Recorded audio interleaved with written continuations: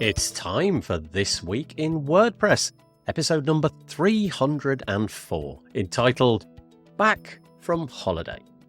It was recorded on Monday, the 5th of August, 2024.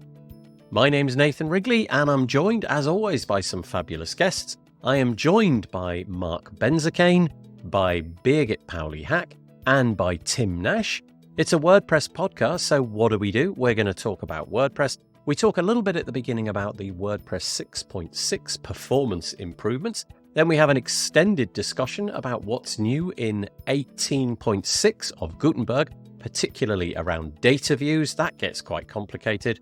We talk about the new redesign to the learn.wordpress.org website and how it's making it so much easier for people to learn all the different bits and pieces about WordPress. The team, which is focused on accessibility, would like some new team reps. We also talk about WordCamp events, the fact that WordCamp Asia tickets are now on sale for next year, and the dates for WordCamp US 2025 have been announced. And we also have an extended conversation about Perplexity AI and about your WordPress.com's website's data being used by that search engine. It's all coming up next on This Week in WordPress. This episode of the WP Builds podcast is brought to you by GoDaddy Pro, the home of managed WordPress hosting that includes free domain, SSL, and 24/7 support. Bundle that with the Hub by GoDaddy Pro to unlock more free benefits to manage multiple sites in one place, invoice clients, and get 30% off new purchases. Find out more at go.me/WP Builds. And by Bluehost. Redefine your web hosting experience with Bluehost Cloud. Managed WordPress hosting that comes with lightning-fast websites, 100% network uptime, and 24/7 priority support. With Bluehost Cloud, the possibilities are out of this world. Experience it today at bluehost.com/cloud. And by Omnisend. Do you sell your stuff online? Then meet Omnisend. Yes, that Omnisend. The email and SMS tool that helps you make $73 for every dollar spent. The one that's so good, it's almost boring. Hate the excitement of roller coaster sales? Prefer a steady line going up? Try Omnisend today at omnisend.com. Hello. Good evening, good morning, good afternoon, wherever you are in the world. Very nice to have you with us. We had a week off last week because I went and threw myself in the ocean lots of times, and it was really exciting. It was lovely to take a bit of time off with my family, and that was really nice, but we're back to it, and WordPress is the name of the game. It's episode number 304, and as you can see, I'm joined by some fabulous people. I'm making gestures like that is fabulous people. There they are, all the fabulous people. Let's start over there. Let's start with Tim Nash, who I'm look at it. He's changed it. Doom speaker, it says now. Tim Nash is joining us at the 11th hour. We were due to have Remkus de Vries on, and unfortunately, Remkus is not feeling particularly well. So best wishes, Remkus. I hope that illness departs quickly. But thank you, Tim Nash, for stepping in. I really appreciate it. Thank you. You're welcome. I'll do my best Remkus impressions throughout. Okay, all right. It's going to have to start with the removal of most of the... Anyway, there's a visual. Yeah, okay, yeah. Right, okay. So Tim Nash is going to do something a little bit interesting. He's got a biography, and he says he wants to read it out in the style of, wait for it, Edgar Allan Poe. I don't know anything about Edgar Allan Poe, but I'm guessing this is going to be fun. So, well, I asked ChatGPT to write me a bio. Oh, really? And this is the bio it decided I should have, and I decided it should be read out in the style of Edgar Allan Poe. Okay. So, in shadowed realms of digital dreams where sights risk being hacked and defaced, Tim Nash rises as a sentinel of spectral light, vigilantly guarding the haunted domains of WordPress through the endless night. A consultant steeped in arcane wisdom. Again, stop laughing. Okay, sorry, it's great. Site scripting and SQL injection. His knowledge forms an impenetrable shield, thwarting the hacker's sinister designs.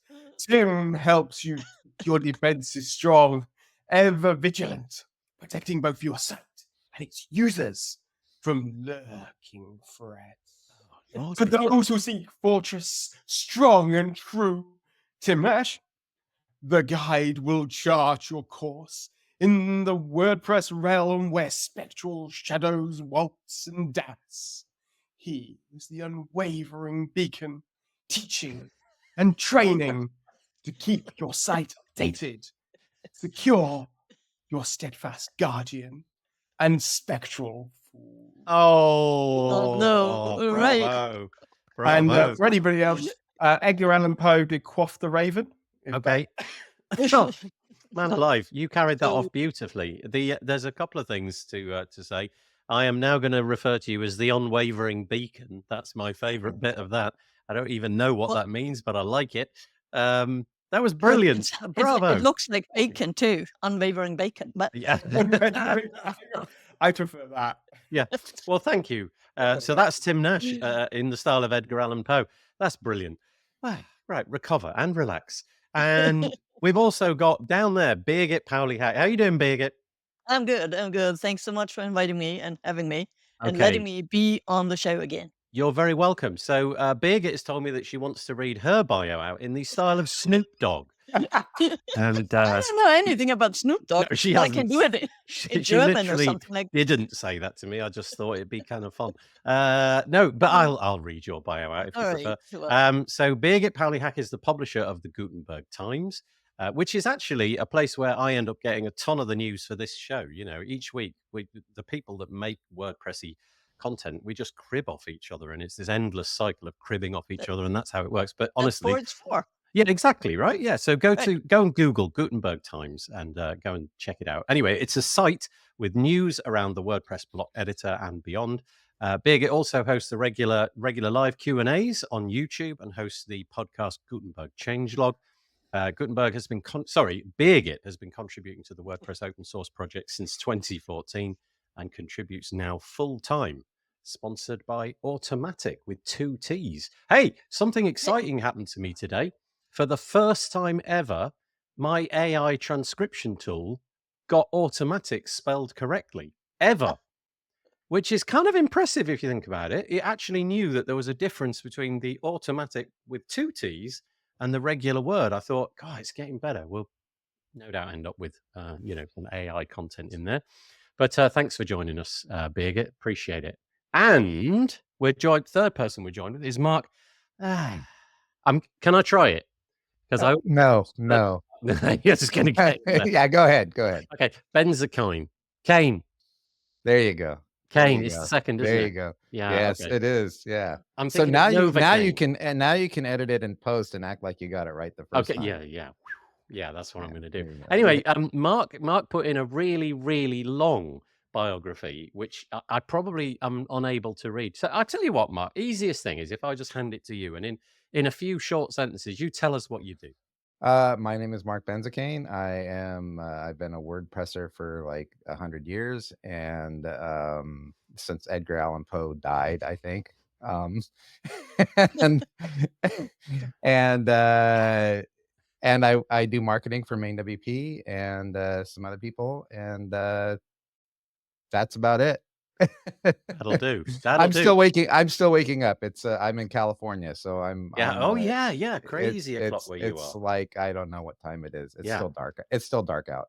At the at WordCamp Europe, I don't know if any of you watched the thing. I know that some of you were there, but if you watched it, Matt Mullenweg, one of the things that he wanted to do, well, you might not use these words, but one of the things that he wanted to inject into WordPress was a bit of fun.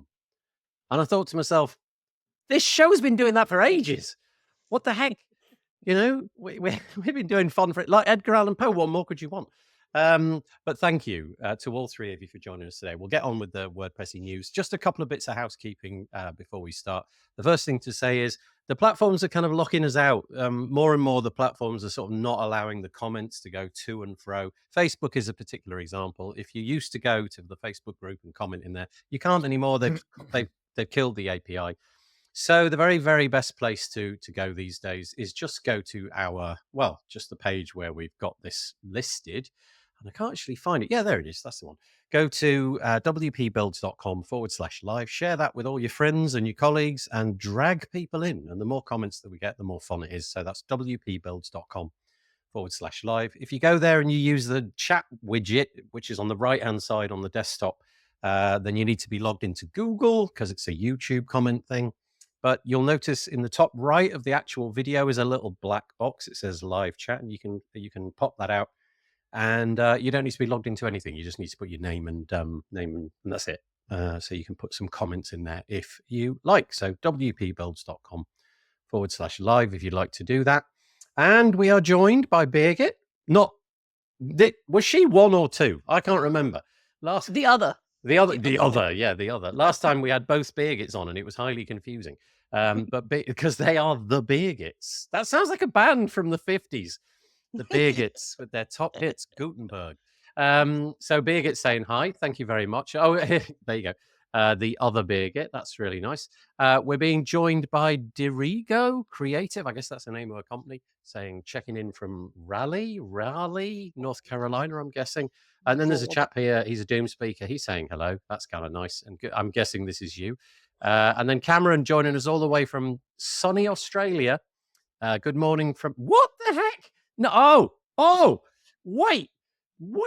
He's trying to be Peter Ingersoll. I like it. This is clever of him. It says, good morning from sunny Connecticut in the Northeast US. It's 23 degrees, 74 degrees Fahrenheit. Hold on. I think I've grabbed the wrong script. This is what Peter Ingersoll does. And look, he's done it. Genius. Greetings from sunny Connecticut, where it's 20. That was good. Cameron, top marks. You nicked a comment before it was actually written. Absolutely loving it. And hello there, says Patricia as well. Keep the comments coming. If you've got anything you disagree with or anything you agree with or any direction you want to steer us in, please do that. It makes the show a lot more interesting. All right, let's get stuck into it. Let us share the screen. This is us. This is wpbuilds.com. I always do this at the beginning, trying to encourage people to subscribe. If you put your email address in this little box here, then we'll send you 2 emails a week. One when we produce the podcast on this is the show, and I'll parcel it up as a podcast episode and release it tomorrow, Tuesday. So you'll get that. And then also you'll get the podcast, the interview kind of episode, which we do on a Thursday as well. So no spam guarantee. Maybe a little spam around New Year's or something like that. I don't know. Just basically it's 2 a week. That's all we do. And I would like to give thanks to our sponsors who at the moment, and a long time, it's been GoDaddy Pro. So an enormous thank you to them. And we've been joined fairly recently, a few months now, by Bluehost. So a big thank you to them. And the most recent one of all is Omnisend. So GoDaddy Pro, Bluehost, and Omnisend, thank you very much for your ongoing support. Keeps the lights on over here. And all right, let's get stuck into the bits and pieces that we've got. So WordPress 6.6, as I said, I had a week off last week. So some of these news items might be a little bit more than a week old, but nevertheless, they've got some merit in them. WordPress 6.6 improvements in terms of performance. Adam Silverstein. I think Adam's a Googler. I could be wrong about that, but I've got an impression that Adam might be a Googler. Yeah, Birgit's nodding. Thank you. He is hard at work on the performance side of things for WordPress, and he's written up a little performance report to say what's happened. And essentially, bits and pieces. I think it's fair to say that the performance team have ground out over the last 18 months, absolutely boatloads of improvement. I get the feeling that maybe those, I don't know, the low-hanging fruit is a little bit harder to find these days. But WordPress 6.6 Dorsey was released to the public. It includes some significant performance improvements, especially inside the editor. Template loading has improved by a notable 35%, which sounds pretty amazing when you say it like that. For a second release in a row, significant new features were added. So we got loads of new features when 6.6 dropped. And I don't know what the metrics on this are, but it just says, whilst ensuring a minimal impact on server response times. Although the default 2024 theme has actually had a little teeny tiny regression in performance, just 7 milliseconds, which is 5%. And the same is actually true for classic themes. If you're using a classic theme, for example, 2021, it has also had a regression, but by much less, just 1%. So 1.2 milliseconds, something like that. And then it gets all complicated. And at this point, I don't understand anything anymore, but there's loads and loads of complicated things that I've highlighted to make it look like I know what's going on. But I don't, so I'm not really going to explain it. Anyway, I don't know if any of you wanted to jump in on this, but obviously the the job of making WordPress performant is really, really important. Anybody want to jump in? Well, I really appreciate the work of the performance teams, and they are the experts there. So reading that is really amazing. But I have no clue about any of that. So yeah, I know their caching is involved and all that, but that's what's behind the scene. It's just, yeah, beyond me. It's kind of it is one of those things that you just have to take it on trust, don't you? You just sort of hope that they're doing the work that that essentially it is getting faster year on year. I'm of a mind where I will never ever spot 7 milliseconds. Like there's no way my brain is going to sort of notice that. But obviously they're doing all this testing. They write it up. It sounds like it's a it's an important thing. It's gone backwards. Milliseconds. Sorry, say again. It's not 7 milliseconds on your typical site though. This is like No. These are on their testing bench. They're testing and vanilla. Yeah. When you're talking about a site that has lots of heavy work going on, maybe it's got commerce sitting on there, maybe it's got a bunch of plugins on there, and it's got hundreds of thousands of posts, that 7 milliseconds becomes a much larger number. And when and you will start to perceive that. So every time you shave just this tiny little bit off on the sort of top percentiles of heavy usage sites, they'll see the bigger benefits. And obviously, those of you who have got super optimized sites at the other end will see less improvements each time. But we went for a long period where WordPress was getting heavier and performance was sort of, it could be handled by plugins. And that meant that the core team, there wasn't much going into core to reduce things down. It was an afterthought. So just having a performance team who is actually going, do you know what? If we just stop indexing all of these things, we make everything faster, which is something that a lot of people have been saying, but and it would be said, oh, well, that's it, plugin territory if you want to speed up your site. And it's like, that's a really weird thing to say. It's plugin territory to speed up your site. It should be core's territory, and it's become that now, which is really good to see. I guess also if you've got a website, not just with thousands of pages, but if you've got, I don't know, hundreds potentially of concurrent visitors, all trying to hit the site at the same time, these little tiny microscopic, let's call it that, these teeny tiny little improvements will add up to, I don't know, you might be able to serve 10 more, 15 more, 100 more users at the exact same moment, given the same infrastructure that you've got. So, but also, Google has made that really important, Lighthouse scores and all the core web vitals that we were panic stricken about 5 years ago. And we're in a race with the platforms that have got tons of marketing cash that can spend ads on, in the Super Bowl and things like that. So all of these little things matter. And although it's really finicky, it's really interesting reading these posts. And I actually did read it, but I do struggle to understand a lot of it. But just the little things like, okay, we spotted that there's two things going on in core that can be combined into one thing. So in this case, what was that? That was to do with, it says here, priming transient and transient timeout options in get transient doesn't really mean a lot to me. But essentially the takeaway from that is, okay, there's two things happening at once that has been for a long time. We've now made it into one thing. It's minor, but if somebody goes through the whole project with a fine tooth comb and works all of those little kinks out, that's fabulous. And that's not just speed, that's reducing memory and CPU right usage. And that's where you can go, okay, that's where your current users get the benefits. So now instead of having 1,000 users, you can have 1,002 users on the site at the same time. Right. And that's really critical when you scale up. And you're literally saving the planet every time you do that, because using less server processing resources uses less electricity, burning less fuel in horrible places. Do you know, it's really interesting that although I occasionally make that connection between unoptimized site or poor performing site or slow laggy site or including images where you don't need them or oversized images or what have you, it's very rare that my brain ticks over into the environmental debate. And this article by Adam, for example, doesn't make mention of that. It's done in a sort of very technical way, which is obviously his thing, and he's speaking to a technical audience who understand all of that.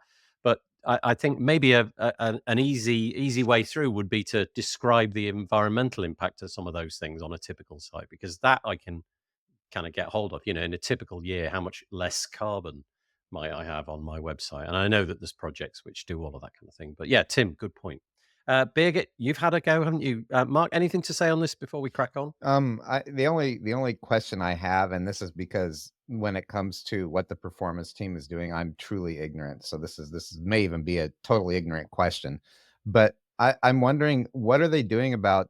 Are they working on speeding up the dashboard? Because when you talk about all these other uh, people who have the money to buy big ads on the Super Bowl and things like that, basically their dashboard and everything is all built into one, so it's really fast. And when I don't do a lot of dev work, but when I do dev work, when I'm sitting and waiting for my dashboard to load things, and I know that that's uncached data and all that stuff, are they doing anything to improve that?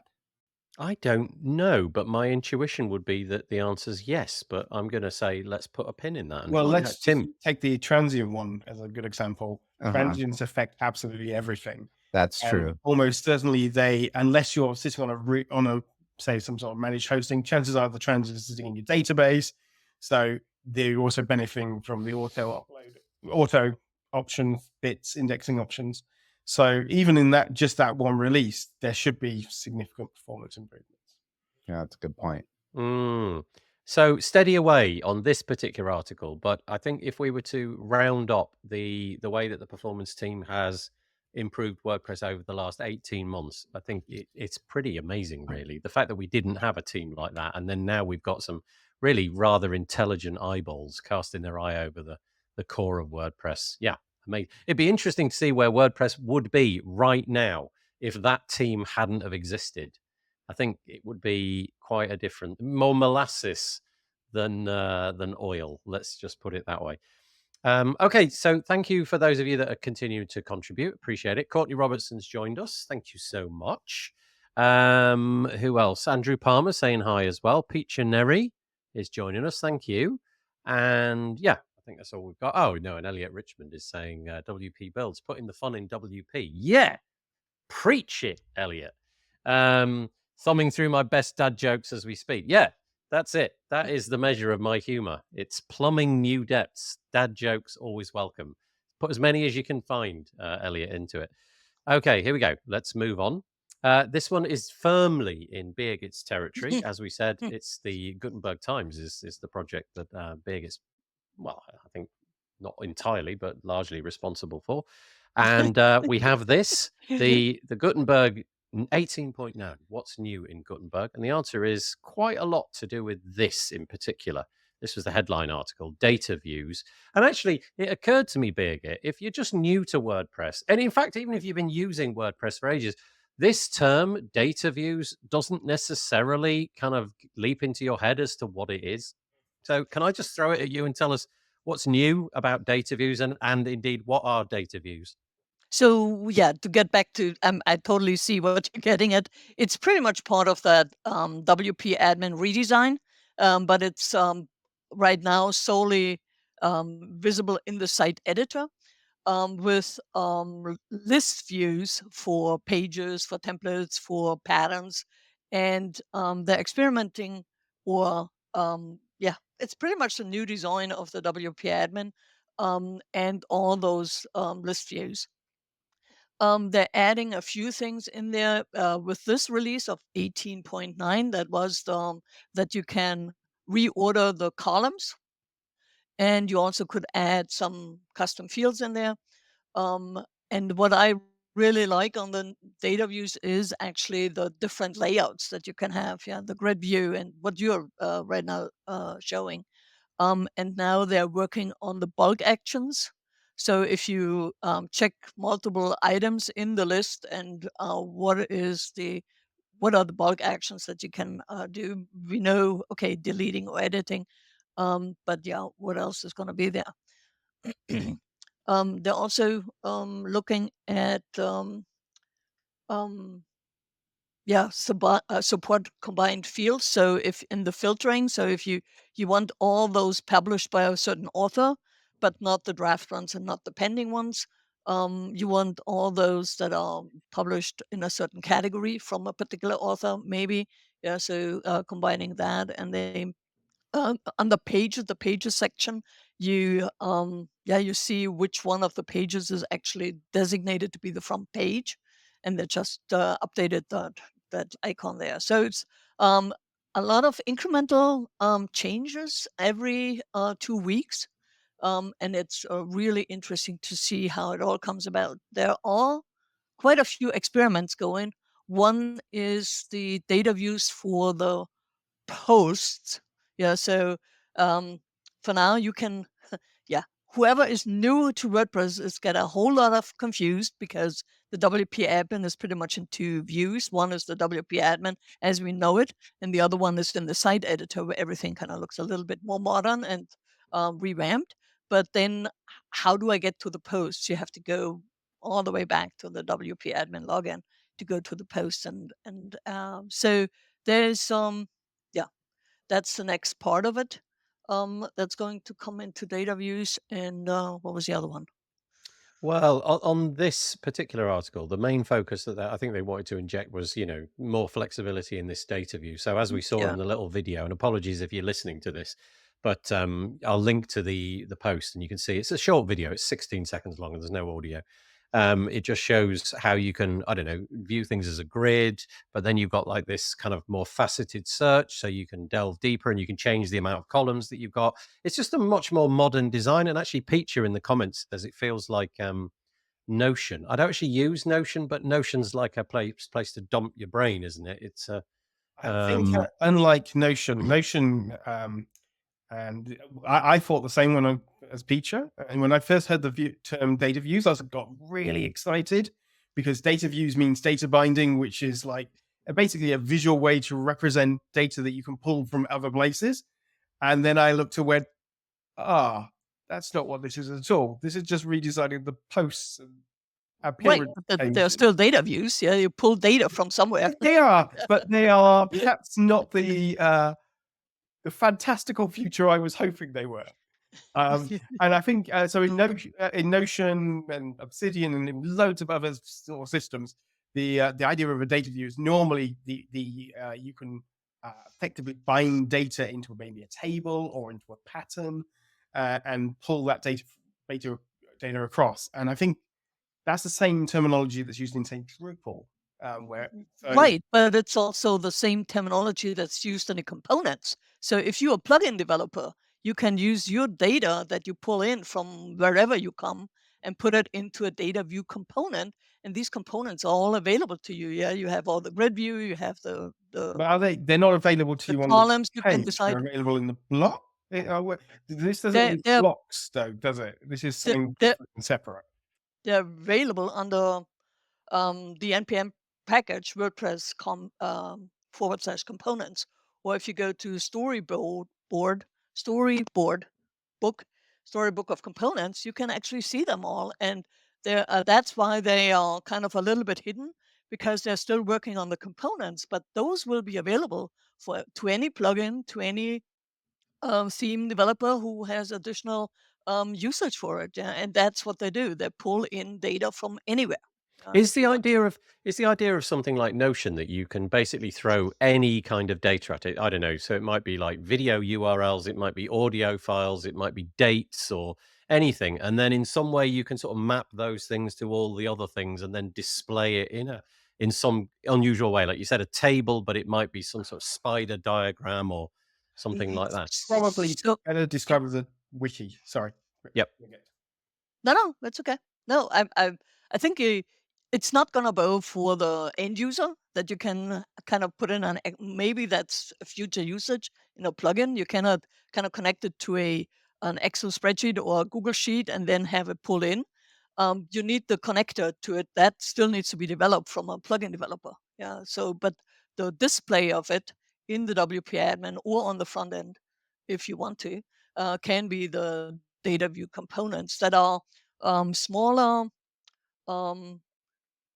like web components, but they are Gutenberg components that are UIs that you don't have to develop yourself. Interesting. Okay. Okay. Yeah. But in this particular case, much more sort of general, really, based around, pages and posts and things like that. So Yeah. we were just looking at, grids and how you can do those, and a sort of faceted search, really, so that you can not only Mhm. filter by one thing, but by multiple things. So you can say, show me everything that was published before this date by this author, which at the moment you certainly can't do sort of out of the blocks. Out of, with a vanilla site. And then little things like this page view. And again, apologies if you're watching this, but links are in the show notes, where you'll be able to combine multiple data views into sort of one place. So they're saying here, for example, you could put in the same place the author's name next to their avatar, next to the name of the post, and just put them all into one spot, so it doesn't have to sort of occupy a column all of its own. And I guess in some way that is what we're talking about.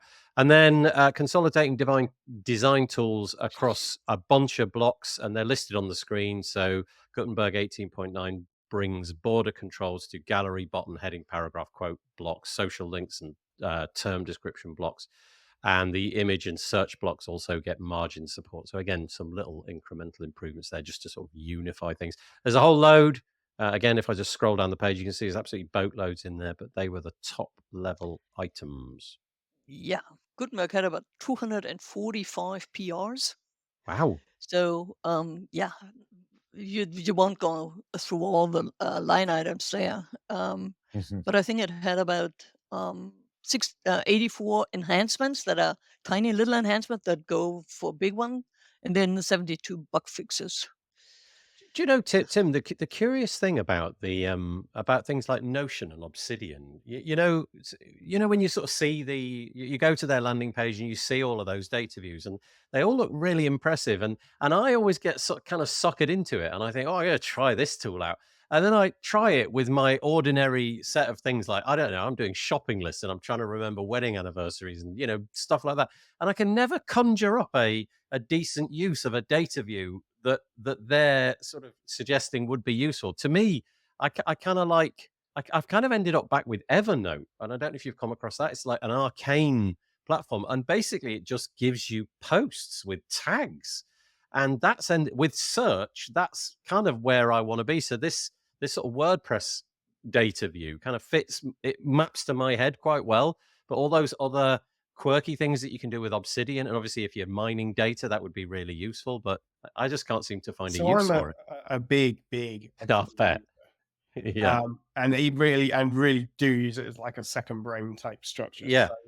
So, I use data views quite a lot for notes, but I also combine with templates. They're super powerful, even if it's just a simple thing of being able to go, okay, I'm having a meeting with Bob. So I can just create a new meeting from template, and Bob's details are there. They're already pre-populated. Oh, I see. Now I have that's technically a data view. I'm bringing data from another note through to pre-populate this. So now I can go, oh, I've got details about Bob. That's brilliant. That's where I'm coming from there. The future for WordPress and for plugin development sounds really great. If we can get into a scenario where we can easily just bring in data from anywhere and show it in the WordPress admin in a really unified way, which we haven't had before. Because let's face it, plugin UI is interesting. And part of that is that there has been absolutely no UI standards prior to that for anything to do with plugins. So if we can give plugins a nice, easy, and by easy, not necessarily needing to learn a huge amount of React and have to dive too deeply, but if we can provide them with literally, hey, you point your REST requests to this data view endpoint, and it will do all the work. It will put it on the screen for you. That's going to be amazing. Just think of all the various plugins that you use that just are about showing you data ultimately. Okay, so an example of that, you mentioned this guy, fictional guy Bob, and you want to have a meeting with him. So at some point you find the data which is Bob. So there's data which is Bob, height, weight, whatever. Yeah. And then in some way you can tell that data, make me a meeting with that thing, and it will create another, if you like, custom post type and it'll pre-populate all the relevant bits. Like we might not want his weight, but we might want his date of birth, for example, and that'll come in, and you click a button. And okay, that's fascinating. I hadn't really thought about it like that. Yeah, that's called a CRM. Yeah, Yeah, in yeah. that particular case. But imagine it was like a real estate website or something, and I don't know, you had a spreadsheet of, well, I don't know, like 20 houses, and you just want to chuck them in. You tell the data view, okay, here's 20 houses with all the bits and pieces. Now go and make the post for me. Oh, okay, all right, okay. Mark, anything to say? Well, the only thing I have to say about that, all of that, is that's all well and good. Now we at Main to BP, we use HubSpot, right, which does all that stuff, right? But everything is so freaking convoluted and crazy that you have to like get certifications for this, and this in order to be able to use it. And so my only thing is, this is really cool, and I like everything that Tim is saying, but we need to focus on making it easy first. Okay. before we say, hey, we can do this and this and this and this. And I think that this is one of the things that the divides you have between engineering and then like UX, right? Is like engineering says, hey, we can do this, let's make it happen. We can do this, let's make it. And then the UX guys are like, okay, Well, but how do we make this easy? Because I thought maybe I misexplained that. My problem is that we let in engineers do UX. And I see. I see this as a future where we don't. We tell them, you provide the data, you don't touch the UX, because it's being given. All your job is to give them stuff. And that was where my future sort of like, I had this wonderful idea where thoughts of engineers not touching UX, and thereby all being a much nicer. Yeah, I'm sorry, Tim, but that's going to be a fantasy. Yeah, and that's the thing, is I guess that's kind of what I'm saying though, is that I think engineer, and believe me, I love engineers. I mean, how can we not? But they're the ones, they come up with these great ideas, and the thing that drives engineers is, I can do this, and now I'm going to do this, right? And then they leave it out to everyone else to figure out how to make it look pretty. and that sometimes is very difficult. Isn't that the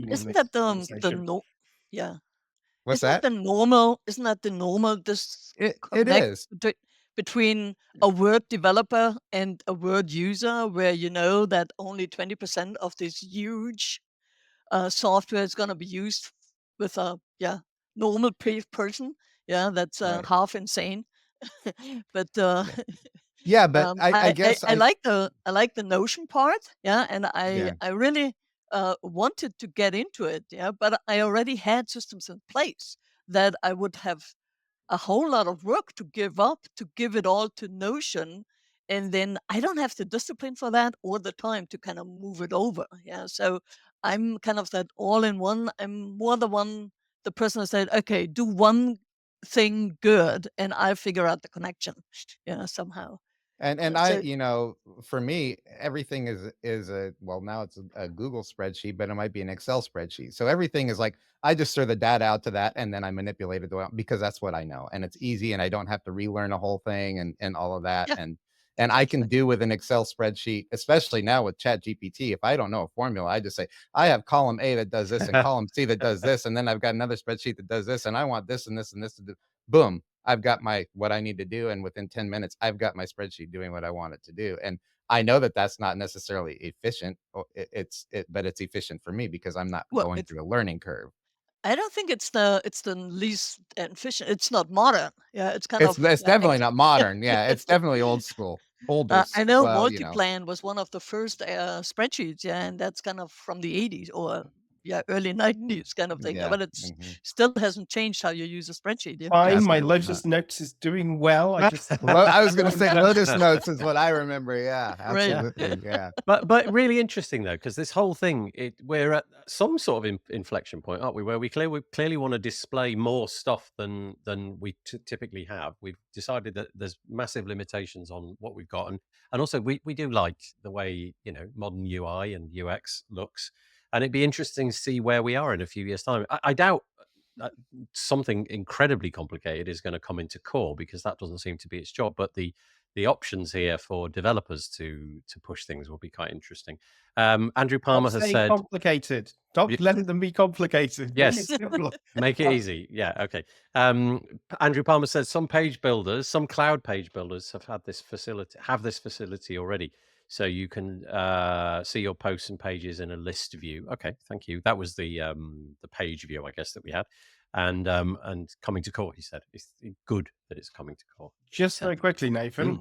Mm. I have 42,000 notes in my Obsidian vault.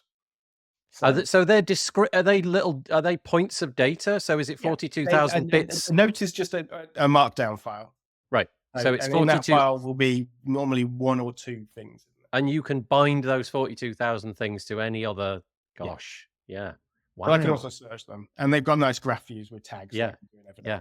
And there's something very satisfying about sitting there, like just wrangling all of that data into hundreds of views that only you can understand. That it's completely impenetrable to anybody else. I do that. It's great. Yeah, I needlessly get into like tagging of things that just doesn't need to happen, and downloading things that, anyway, blah, blah, blah. All right, there we go. So that was a piece. It was called What's New in Gutenberg 18.9. It came out on July the 31st. So again, it'll be in the show notes. Speaking of data views, Anne McCarthy, who we know very well, she was in charge of, well, I'll just read it here, actually. She says, as the test lead for WordPress 6.6, and from my experience running the full site editing outreach program, I remain obsessed with how we can bring more people into testing key parts of what's new in WordPress and empower people to share feedback in the project. And so what we've been talking about, data views, Anne McCarthy has just thrown this piece together where she created a playground website. We won't go into that, but it's nice, quick, easy to do. And then threw 200 pages worth of content in there in order to stress test how the data views would work and what the pain points were. And it's kind of interesting, almost immediately, even though Anne is completely wedded to the project and, using it in and out all day, every day, immediately ran into problems of the likes of data view switching layouts shouldn't reset the filters, but apparently it did. Filtering by numerous authors caused frame shift, which was then apparently gotten rid of. When trying to bulk edit on a site with many pages, the bulk edit options counts op.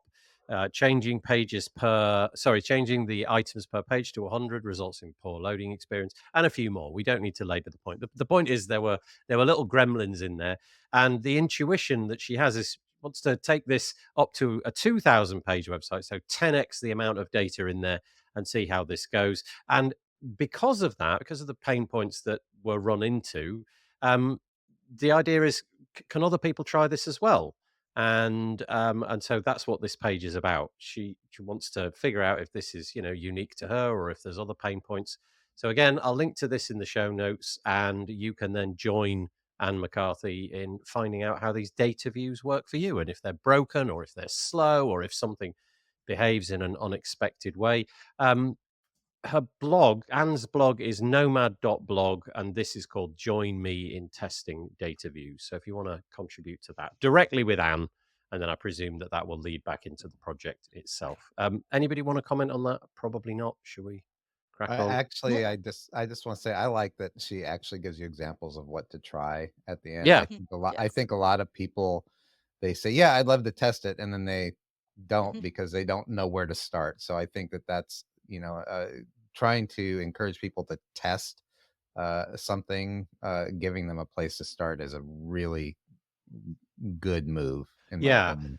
Thank you, Mark. And I'll just mention what they are. So some suggestions for things that you could do, for low-hanging fruit, if you like, would be set up this thing then you click a button. There's literally a button to create a playground version. So you click that, wait 5 seconds, and then try things like create a new page, search for a page, try filtering for multiple things, in this case, author and status, change the layout and use the pagination controls and see how that goes. And then there's a link to a Gutenberg GitHub repo, where presumably you can offer some feedback. So some ideas of what to test. It's kind of a neat idea, rather than doing it as just sort of launching your own little initiative. In this case, Anne, I've got this thing. I just want people to help me out. There is my page. Off we go. Let's see if anybody contributes. Anything on that, Birgit or Tim, or shall I just crack on? I have, Okay, yeah, go. just Yeah. the FSE outreach program was actually experimental, and it now kind of evolved into instead of FSE outreach experimental, the channel is now outreach. So where you can come in and if you're testing some of that and you're not sure what the bug is about, because the biggest problem with Gutenberg repo filing a bug report is that you actually need to isolate where it actually comes. Yeah, so it's not too high level, but if you, it's hard for someone who is not a programmer or has done many bug reports in customer service before to actually nail down what the problem is. Yeah, and so we're having discussion in the outreach channel, of course. Is it known behavior that this does so and so, and we do a back and forth of it to figure out, is that a bug that needs to be reported, or is it something that is by design, or it's something that's a plugin conflict? Yeah, I hate those. Um, yeah. So if you, the listeners here, have some, just want to check in, come to the outreach channel. We are really nice people. Yeah, it's a safe space to ask those questions, and also, yeah, get help if something doesn't work out. There's a plugin or a theme developer. So just making the pitch here. That's the follow-up program from the FSE outreach program, um, and I'm sure we're gonna get that call for testing also into the channel from the official testing team. Yeah, to have more ideas, or instead of 4 greater instructions, 4 Yeah. line Yeah. instructions, kind of have more of it. And that was actually the superpower Anne has or had with the calls for testing and FSE outreach, that she had a whole set of testing instructions prior to the WordPress release. So you could, as a normal user or a developer or anything, kind of just go through the call of testing and learn about the new features by trying them out with a little roadmap there. So I really like that, and I hope we can kind of continue that as well on the data views Thank and you. other things that come for WordPress 6.7. Thank you for that, Birgit. Oh, Courtney's what? saying that she is also a huge Obsidian fan. I could put my notes into GitHub or Obsidian's publish option. I do a lot of that sort of thing. Second brain. What's Zettelkasten? Is that a It's a thing? type of way of organizing your notes Oh, okay. Right. into various categories. Right. And Right. bits. Okay. Yeah, I'm a much more flat tagging kind of guy.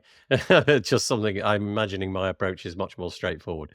And then you've responded Why have you saying not that. put my comment up? Oh, okay, sorry. Yeah. Literally says, don't tell anyone. Yeah, it literally does say that, but it's in a public forum, so there we go. Anyway, there we go. That was Anne's cry for help, if you like. Join me in testing data views. So all that stuff that we talked about. And now something community related. We did actually mention something about this the other week, but this article came out on the. Oh, Mark, you've gone all dark. I don't know. I'm in a co-work.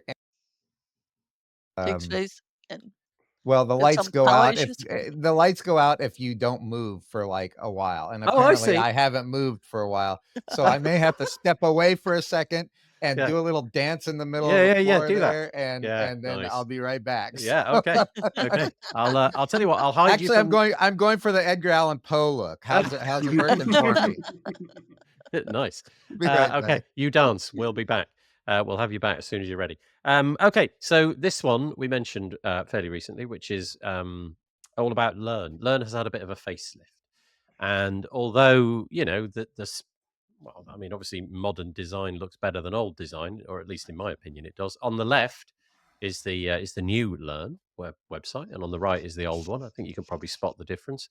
But yeah, there's been a lot that's been done here, especially around these things called learning pathways. And these learning pathways are designed to be kind of like LMS, something a bit more complicated. And the idea is that you go from one pathway and you do a course.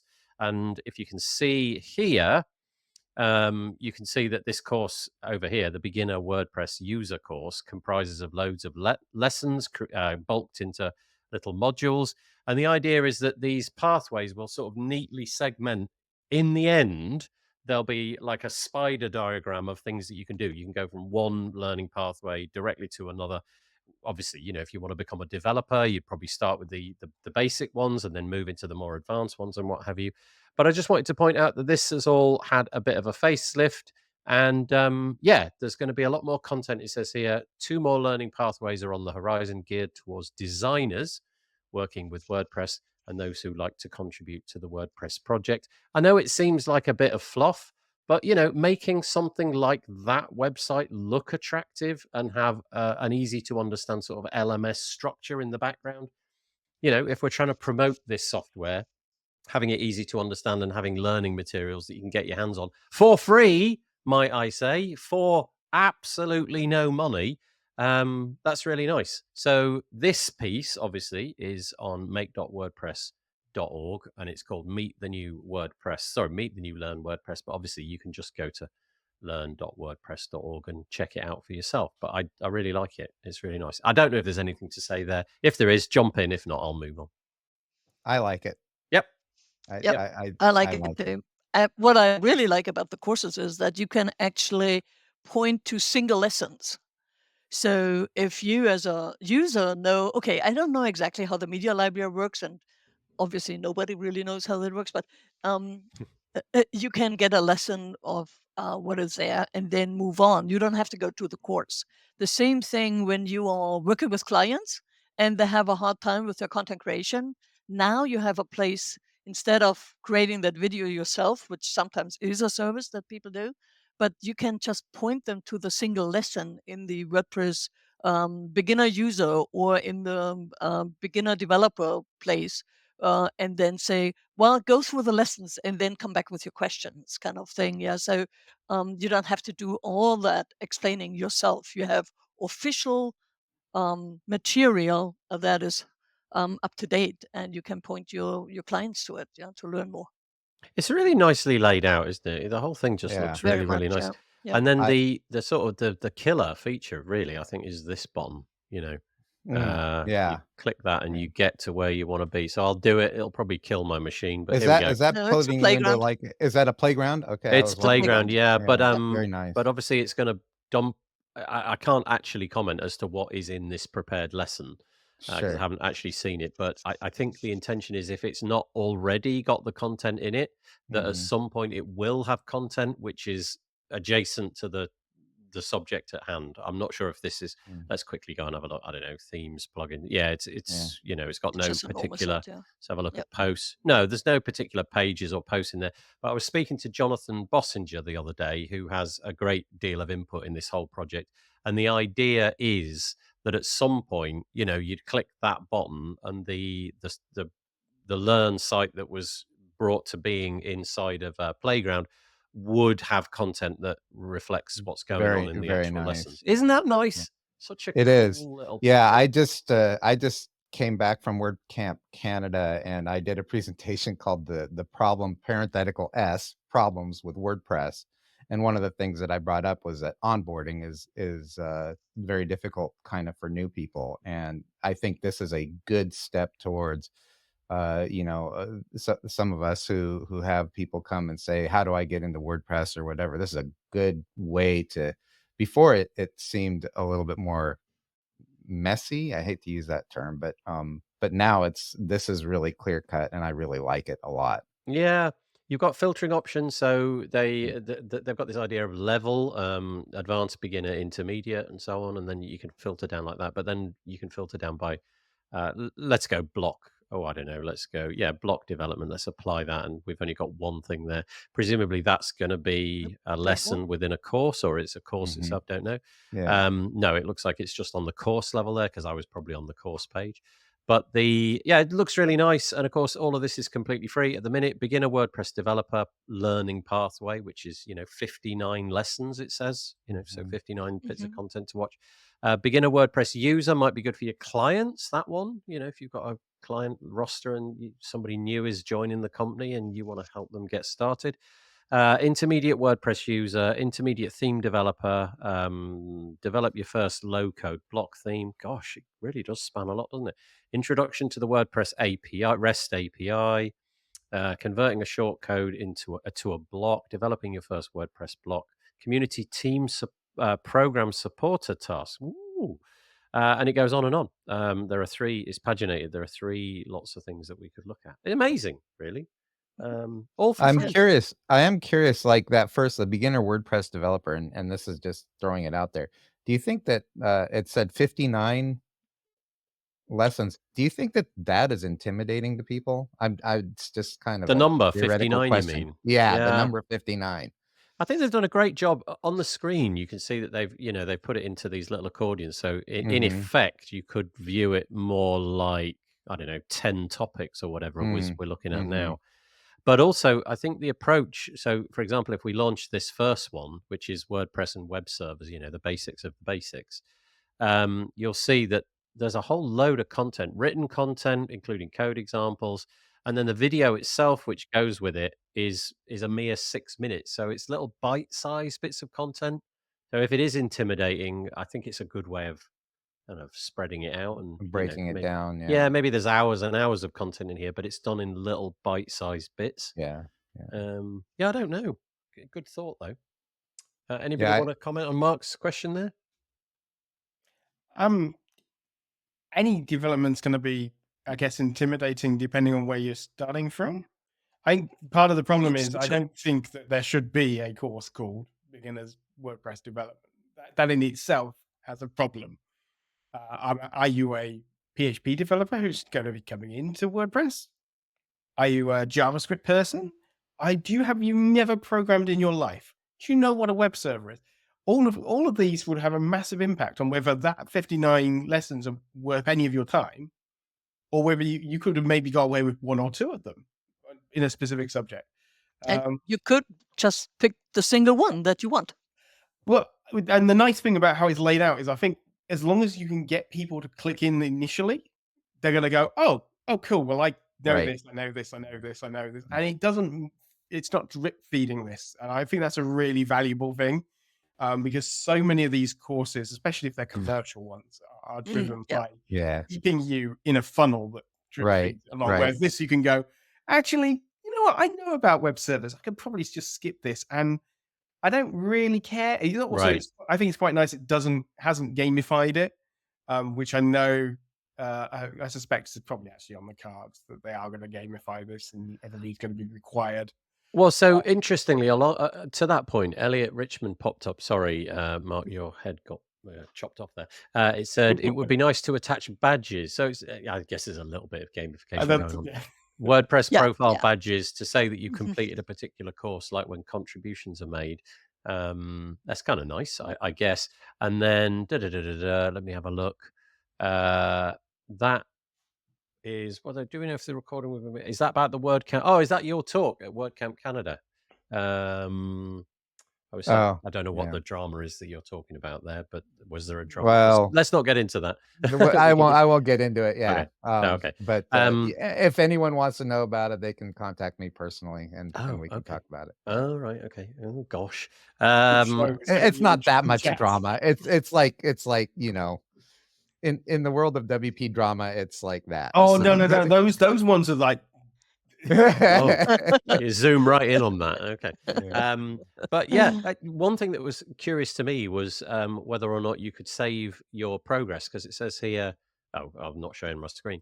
It says here 0 to 59 lessons completed, exit course. I'm wondering if when I log in, it will keep a track of where I've got to, because absolutely. That's great. Yeah. It's the sort of thing that I would dip into for a week and then forget about it for a month and then come back and be like, did I do that one? I'm not sure that I did that. And that would we'll be have really some helpful. check marks. Yeah. Okay. Yeah. Great. Okay. Shall we move on? That's enough said about that. But yeah, bravo. Lovely, nice redesign. Well done. And the courses are really, really good. Yeah. The video and everything. It's well done. Yep. Yeah, high quality, basically. I know that the team that are doing that, the volunteers as well as the the people that are seconded to do it, have put a lot of effort into it, and it's a lot of hard work making educational videos. It really is. So bravo. This is Joe Simpson Jr. It's on make.wordpress.org. It's /accessibility. This came out a couple of weeks ago, so it's a little bit stale. And in fact, the date of the meeting was, in fact, couple of days ago, but I don't know what the outcome of that meeting was, so I thought I'd raise it anyway. Maybe this has all been solved, but it's just really to, I guess, say that with the advent, for want of a better word. Alex Stein stepped away in June from contributing to the accessibility project in WordPress. And Joe, it looks like, is going to be stepping away at the end of August. He's done 3 years in that role. He says, we're calling for accessibility team reps. And it says, ideally, all Make WordPress teams should have 2 representatives, which allow them to share responsibilities, divide tasks, and cover each other when needed. There's a little bit more information here about what a team rep is expected to do and what that actually means. But if accessibility is your thing, and you see that this void created by these 2 people leaving is a problem, then if it's been filled already, apologies, but I don't know what the outcome of that meeting was, so I thought I'd raise it. So there you go. Again, anything. If not, we'll move on. Okay, we'll move on. And this is just a nice piece of news coming out of Yoast, and it's to say that the Yoast Care Fund, the recipient, I don't know if this is an annual thing or not, but it's a nice bit of community news. Estella Rueda is the recipient of the Yoast Care Fund, and it says for her contributions to the WordPress community. And I just wanted to give both Yoast and Estella a bit of a hat tip. Quite nice to be sort of recognised for those kind of things. Again, I don't know if anybody wants to comment on that. I'm just breezing through these now because it's 3 o'clock already. Gosh, about an hour. I know. Where does it go? Okay, in which case, hat tip to Estella. Thank you, Yoast. Community events. We had a WordCamp WordPress London meetup the other day. That was kind of nice. Really nice to see so many faces there. We had about, I don't know, maybe 50 something people in the room. Yeah, it's definitely on an upward tick. It's really nice. It's right in the center of London as well, and the location is fabulous. You overlook. It's at the Clavio offices, and not a company I'm particularly familiar with. But they've got a beautiful office on, I don't know, 3rd or 4th floor of this building, and it just overlooks all the high rises in London. Nice. It's really lovely. So highly recommended. And I believe Tim Nash is going to be talking there at some point soon about the Halloween special. Ghosts and gremlins and things. Yeah. Edgar Allan Poe. Yeah, exactly. Oh yeah. He's going to be wearing a I don't know. Yeah. Was that the first one? That wasn't the first one since the pandemic. No. It's come back. I think it's probably the 4th or 5th. That's a guess, in all honesty. But if you fancy coming down, I'm going to make the effort to go as many times as I can now. I really enjoyed it, and I'm going to be there more or less every month. It's a bit of a schlep for me, but I'm going to make the effort. Anyway, apropos of that, this is WordCamp Asia. Believe it or not, tickets are available already. Feels like WordCamp in Taipei was just like a few weeks ago. Of course, it wasn't. It feels like it was, yeah. And if you're into WordCamp Asia, it's in the tickets aren't available. Really? Right. Oh, look at that. Yeah. Actually, when I first put this page up, which was at some point last week, that wasn't there, and I refreshed it this morning, and I hadn't caught sight of that. You know how these things go, though. They release them in batches. I think it's a bit of I don't know why they just let them all go out in one go. I guess it's to stop people. I don't know, people are on holiday or something, give them a chance. But anyway, the tickets will be on sale. If you see this thing, first batch is sold out. Don't worry, there's always loads more coming. But it's going to be held in the Philippines, February the 20th to the 22nd in 2025. So those tickets are available. But also, WordCamp US. I had to sort of double take when I saw this. I was thinking, I already know about this. This is, and it's not news, but it's 2025. It's been announced. So this time, more or less next year. And it seems like we're going back to the cadence that we always had for WordCamp US, which was go to a place twice and then go to another place. And so this, for a second year in a row, is going to be at the Oregon Convention Center in Portland. So same as what's coming up in September this year. My understanding is they do that because it's easiest to secure like a higher quality of venue or something because you're booking it for more times, so I guess it makes that a little bit easier. Yeah, that's certainly one reason. The other reason is that the whole team knows how it works. Yeah. Once they went through the first time, so it's not a whole that same effort to put it together a second time because the sponsors are known, the sponsor area is known, the contractors that work with are known, and the venue is known. Yeah, how to do the venues. Yeah, They may good get a point. better deal. They may get a better deal on it. By Yeah. them Yeah, Yeah. absolutely. saying, Yeah. Yeah, Yeah. good point. Okay. Just a couple of comments. Marcus Burnett saying, "Oh, hi, Marcus." He's saying he's popping in. He's a little bit later than usual. Thank you for joining us. He also says, +1 to Tim's comments. WordPress developer means lots of things. WordPress is the sum of many parts. And then Patricia is joining us. Sorry, Mark. Apologies. Let me hide that. The Yoast Care Fund is much more frequent than annually. Thank you. I didn't know that. You can nominate someone you think deserves it. They have a cap and give €500 per nominated accepted person. Do you know, Patricia, does it have strings attached? Do you need to spend that $500 or euros, sorry, on a particular thing like travel or something? Or I can you don't just believe so. I no? believe You it's just a right? straight up. Yeah, It's money. nice. Just a pat on the back for those kind of things.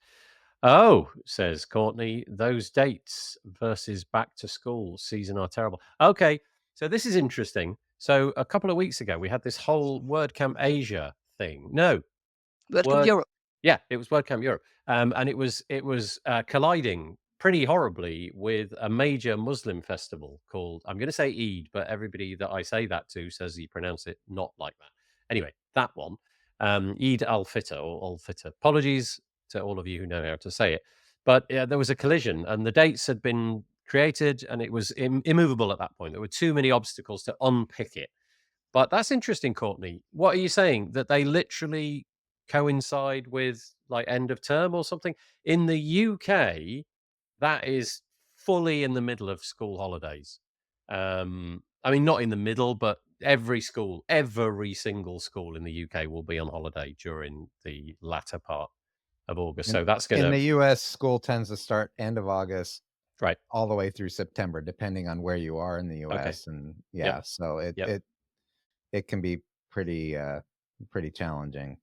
So in the UK, it's normally they normally try to get it as close to the the Monday or the Tuesday of the beginning of September, something. So it's often like the 4th or the 5th of September or something like that. So that will mean that it really is colliding, and often that little bit at the end of the holiday can be kind of special time kind of. So we'll see how that impacts things.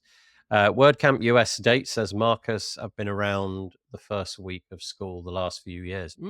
Okay. Okay, maybe that's something that needs looking at. Anyway, there they are. If you were wanting to go, then at least 26th of But August. I think they've kind of struggled with trying to find the exact right time to do WordCamp US because at one time it was originally it was closer to the end of the year, and then everyone complained about it being Thanksgiving, Christmas, and all of that. And that holiday, and maybe we just have too many holidays in the US.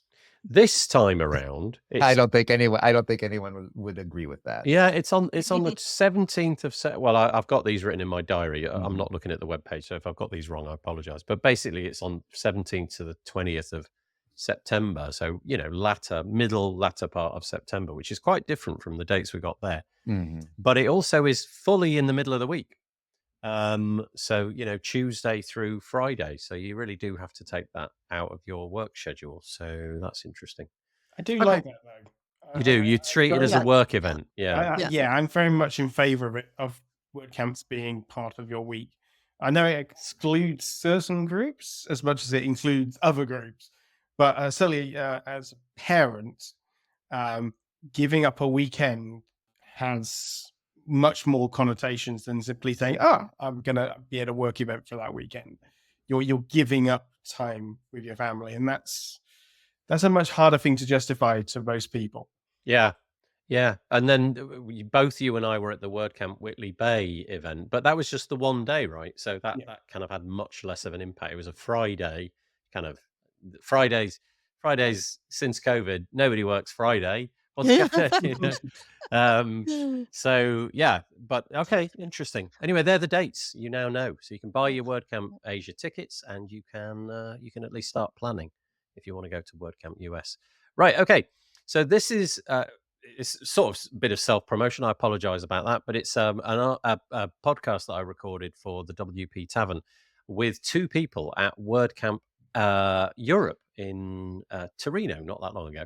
It was with Elena Panciera and Chiara Panetta, and it was all about deafness and people being able to consume the web if they're deaf. And to be honest with you, when I saw, and the reason I interviewed them, because I saw that they had a presentation about this, and I thought that's curious, because when I think about accessibility, it like literally none of the time does my head go to people being deaf, because I kind of just had the assumption, well, everything's available. It's words and it's pictures. And that seems to be the thing that most people are thinking about. Is there alt text on the images, and can you read it? Is the contrast good, and all this kind of stuff? But honestly, I got such an interesting schooling from these two, especially given how important video has become. And some of the takeaways that I got were really interesting. So for that podcast, I do a completely faithful transcript. Like literally every single word is what they say, like word for word. And if I can't understand the word, I listen to it over and over and over again until I'm fairly sure I've got it right, or I delete the word. No, I don't do that. But they both said, curiously, sometimes that's not what we want. Sometimes we want like the expurgated version, because trying to keep up, if you're trying to keep up with the speed that I talk, and we might have a fast talking guest on, and there's an hour of content, by the end of it, you've read loads. They were saying sometimes we just want the gist of it. On a YouTube video, we don't want every single word. We just want to know roughly what's going on. Anyway, fascinating subject. And if you haven't thought about how difficult it may or may not be for people who have impaired hearing, go and have a listen to it. And it only got published the other day, and I've hopefully will get in touch with them and find out what they made of my transcript. I don't know, but anyway, there you go. Right. Very Anybody got interesting. Yeah. anything about that? Oh, I definitely. Yeah. oh, go I'm ahead. sorry. Just Go go ahead. ahead. I'm sorry. I just jumped in there. Well, No, I go ahead. definitely need to listen. No, okay. I'm going to choose it. I'm going to say, Mark, you go first, and then we'll go to. Ah, I think it's really cool as a person who turns on subtitles for everything and Oh, reads along with everything, and I'm not as practiced as say a deaf person would be. I look at it and I think constantly, how do people keep up with this? Why would they want all of this information? And it's interesting to hear it like straight from the community that these are designed for. Uh, that they say, actually we don't. I mean, I'm very curious to listen to the whole episode now because what I've speculated, it sounds like they feel pretty strongly. So yeah. anyway, yeah, Yeah, yeah. there was a whole lot in there. And also, if, for example, if you're watching television, there are certain categories of transcription. So, for example, you may wish Hmm. to have a transcription which transcribes the noises that are going on. Hmm. And obviously, Yeah, in a like in a podcast episode between me and some other people, there's hopefully not much in the way of noise. But if you're watching, I don't know, a horror film, right. like the noises could be really significant. Yeah, And yeah. Tim's smiling at this point. I suspect Tim enjoys a good horror film, given his proclivity for Halloween and doom speaking. But so it might be important to have those noises transcribed faithfully, accurately, whereas you might not want any of that, and you might just want the sort of a parenthesis. Not that's the wrong word. A sort of paraphrasing of everything that's gone on. Anyway, the point being, in a web which is increasingly dominated by video, this Right. stuff needs to be thought about. And honestly, I think the average age of the four of us is not 15. But if you look Speak at for what, yourself. okay, thank you. Yeah, all My right, yeah. average age. Your average age, yes, yeah. Um, but if you stare over the shoulder of a teenager, it is all the video. It's everything is Right. a video. Right. There's just video to video to video. It's pretty phenomenal. And so we're building, this is more about what the future of the internet's going to look like. Go check it out. Episode 130 on the Tavern. Birgit, did you want to say something? Well, I'm with Mark. Yeah, I'm English is my second language, so it's not what Mark does, but we also have always subtitles on English movies or even on the German ones. Yeah, because sometimes it's dialect or it's a different accent and it's hard to follow along. Yeah, but I also know that there are plenty of people who also don't want the full watch the full 1 hour live streaming. They just want to get the gist of it, and it doesn't matter if if you can hear it or not. You just don't have the time. So summarizing a video with the salient points is really something that helps your content anyway. Yeah. So Well, putting together some summary or something is really important too. well, I have to say, for me, I don't know if everybody else is like this, but even if I want to learn how to do something and I go and find a YouTube video or something like that, I don't want to watch the whole video. I'll either watch it in double speed or I'll look for the bullet points. What do I need to do? This, and this, and this. And so I don't, I mean, that seems to be, I think that's a human thing in Yeah. general. So uh, you just want to get to your answers as fast as possible. Yeah. So, Yeah. Right. Right. So Peach is saying it's interesting. Most people only think of blindness. Yeah, that's where I was at, Peacher. Re-accessibility, but so much more yeah. to it. Elena and Chiara are doing great accessibility work. Yes, but if you are producing audio or video content, it's definitely interesting to go and listen to that, because it might not be that the faithful, perfect rendition of your your podcast episode, the transcript needs to be exact. The sort of downside of that, I suppose, is that it's more work to create an expurgated version. Although AI, that was the other thing that came out of the episode, because I'm quite skeptical about AI. We'll come to that in a minute. AI, from their point of view, has been phenomenally cool, because suddenly you can plumb in you've got to trust the AI, right? But I think broadly speaking, we can all say, if you put in a 10,000 word article into ChatGPT and say, make it 500 words, broadly, it's going to get the gist of it. Now, obviously, if it was super technical, probably not. But AI has transformed this kind of stuff. You can make alternative versions. You can do the Spanish translation and the Italian translation and the Japanese translation by clicking a button, and pretty phenomenal. So anyway, there you go. I'm going to move on, if that's all right, but I'm going to stay with the topic of AI. This beauty. WordPress.com is joining forces with an institution, company, I guess, called Perplexity. I don't know how this stuff works, but the key proposition of Perplexity is, instead of being a search engine, their moniker is, we are an answer engine. And the idea is you go and ask it a question. So it's not kind of the same relationship that you might have with Google, where, I don't know, you want a map and you want multiple things happening. I think Perplexity is more about, okay, here's a problem I've got, tell me the answer. Now, it would appear that Perplexity's thing is to go and scrape the internet, as you'd imagine, and then give you the answer. Now, the problem for people like us, content creators, and people who are, pitching websites for people who want to create their own content, is that increasingly this is creating a bit of a barrier.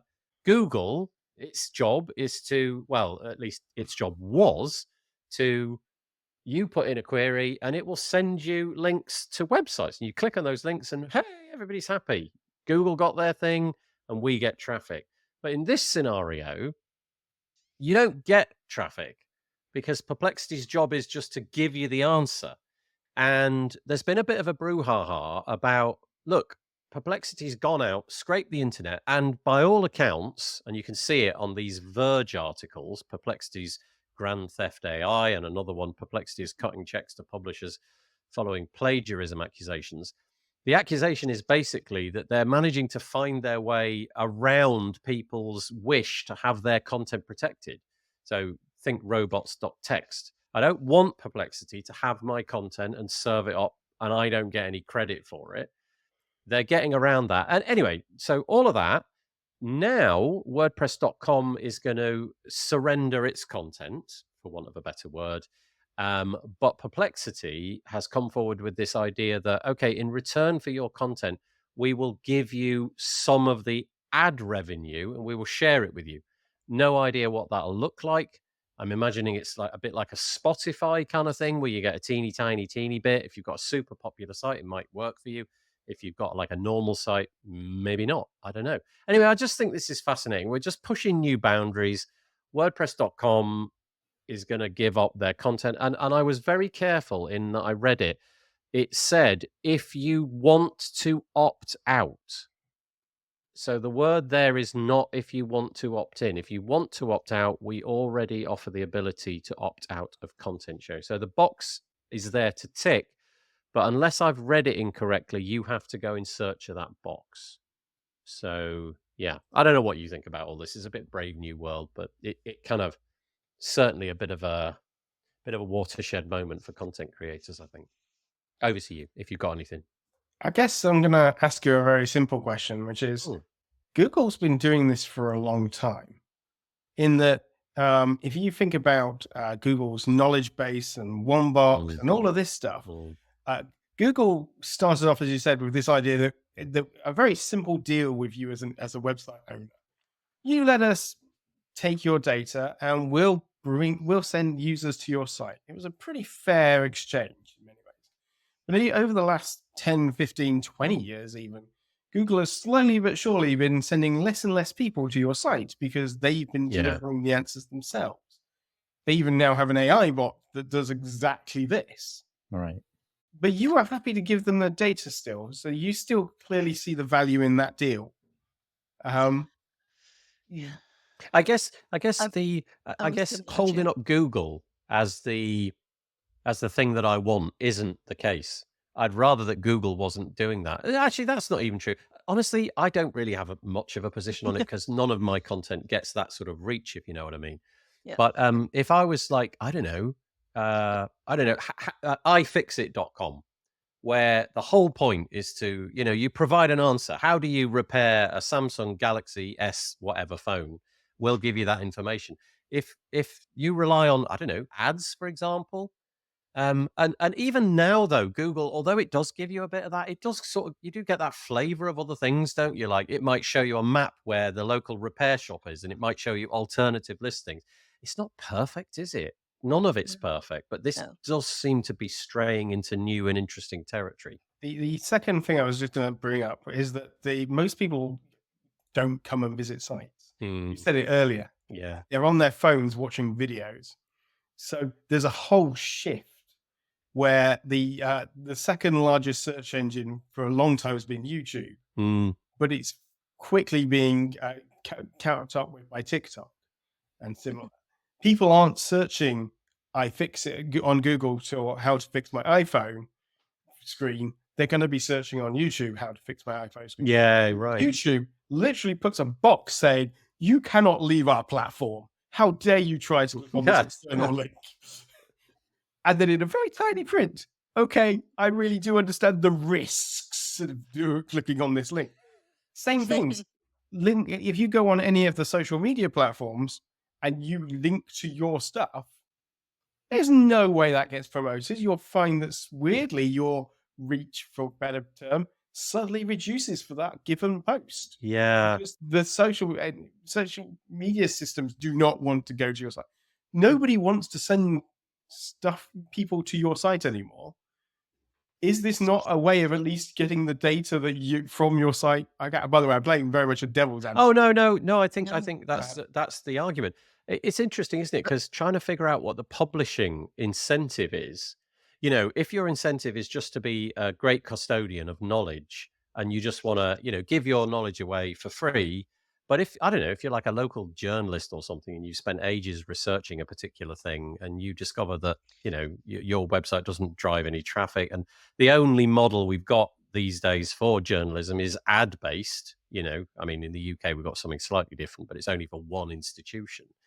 I think it does present problems for what the future of the internet looks like. If it's going to be an ad based model, which it has been, that's problematic. But I remember a few countries. Germany was one, or some publishers in Germany, and in Spain the same, that they were actually suing Google to pay the publishers for the snippet that they put in, because they have advertising on there and using somebody else's content to show it to their users. So and then I don't know if you have used Perplexity per se. they actually give you links where you can learn more and where you can see a video or something like that after you are having a question there. At least in in the system where I am in, yeah, Perplexity.